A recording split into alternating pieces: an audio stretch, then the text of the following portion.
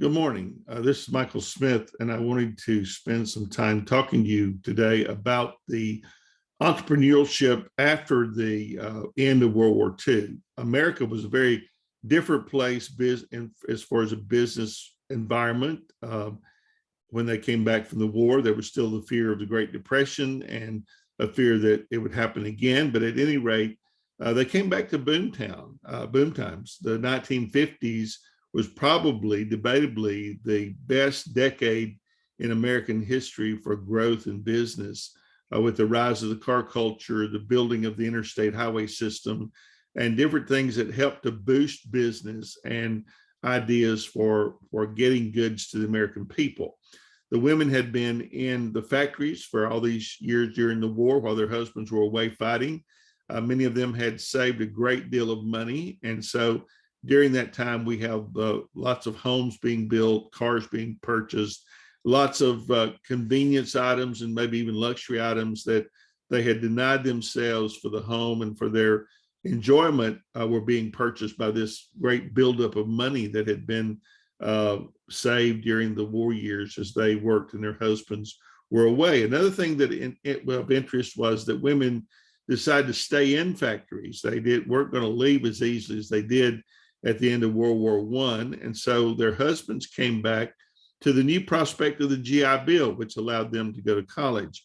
So increasingly, college is going to become a major part of this post-World War environment where people realized that education was essential if they were going to gain traction in this new world that they lived in. And so the 1950s was probably one of the best decades in American history for business growth and the rise of a new type of entrepreneurship. The best example that I'd like to share with you is Sam Walton, of course. He's the exemplar of what this new entrepreneurship had to give the American people as he came back. Unlike Carnegie or Rockefeller or Ford that I've spent time researching, education to him was very important. He studied economics at the University of Missouri. He wanted to go to Wharton to business school, realized he could not afford that, so he went to work for J.C. Penney's and gained some valuable retail experience, managerial experience, and things of that nature. His wife was the major drive behind him eventually building discount stores in small towns because she enjoyed living in small towns. And so she was kind of the force behind that. He bought a franchise and did well with it, but he didn't enjoy that. Like most entrepreneurs before him, he enjoyed putting his mark on what he did. And so he was limited by the franchise. You had to buy from certain suppliers. You had to give part of your money to the people that owned the franchise. And it just wasn't a very good fit for him, but he did sell that. And with the $50,000 that he made from that sale, moved to Benton, Arkansas, which is a town of about 3,000 people. And he bought a store there, renovated it, and opened a retail store.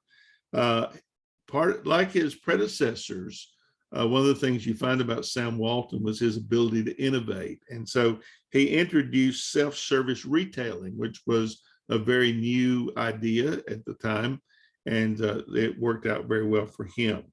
So Walton's 5 and 10 in 1950 became his first store. In 1962, he owned 16 variety stores, and they were in Arkansas and Missouri and Kansas.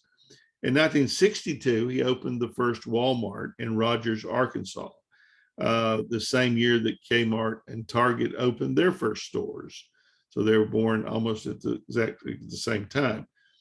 In his first year, he made $975,000 from sales at Walmart. By 1966, he had 20 stores. 1979, 276 stores. And that year, he crossed the $1 billion mark in sales.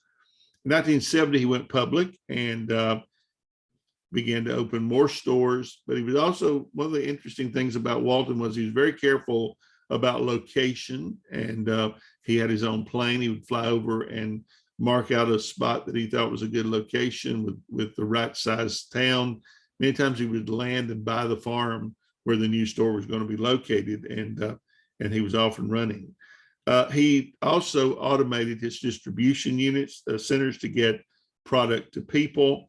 And he set a great personal example of sacrifice. He never stopped driving his 1958 truck or living in his 3-bedroom, 2-bath house, but he lived a very simple lifestyle and would often fly in and pop into a store. No one knew who he was, and he was always checking out to see what kind of service his people gave him. Interestingly, there are some books that talk about the fact that Walton used the example of the evangelical church for his store model. He wanted people to come there and spend time. So he made sure that there was everything there that could occupy a person for 3-4 hours. There was food, there were games for the kids. There's even a mom and pop person at the door welcoming customers into the door, much like church on Sunday morning. And so his goal was to keep people in the store as much as possible, as long as possible, knowing that they would buy more. By 1991, he was the largest retailer in the United States. And so from that, we understand that Walmart has become the behemoth that it is today. It's been passed on to his children. One of the interesting things about Walton that was different in the new era was that they weren't as much involved in philanthropy as people like Carnegie or Rockefeller or Ford. In fact, they probably do philanthropic things, but that is not what they are known for.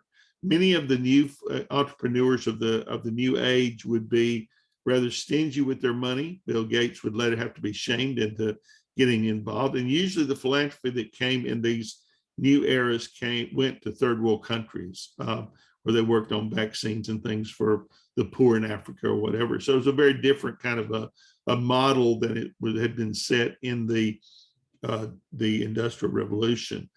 My articles that I have used that are posted on the abstract talk about the 1950s, the post-war America, how different it was than it had been before the war, and how it was related to consumerism, to marketing, all those things that would be vital to entrepreneurs doing well in this new decade.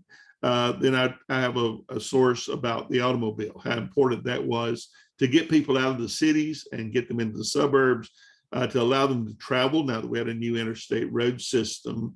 And then one of the other interesting, or the last two interesting sources that I mentioned was the fact that all of this happened under the shadow of the Cold War and under the shadow of communist searches within the country for people that were hidden communists. So there's a lot of chaos and turmoil that goes on in the country during the 50s, but at the same time, we have this booming economy and people are very interested in making money, making a living, and we see that continuing to carry on over into the decades that were to come. The need for education, the need for entrepreneurship, innovation, all these things are kind of an echo of previous decades, but then there's a lot of new things that also come with it that will make it uniquely different from what had come before the war. Thank you.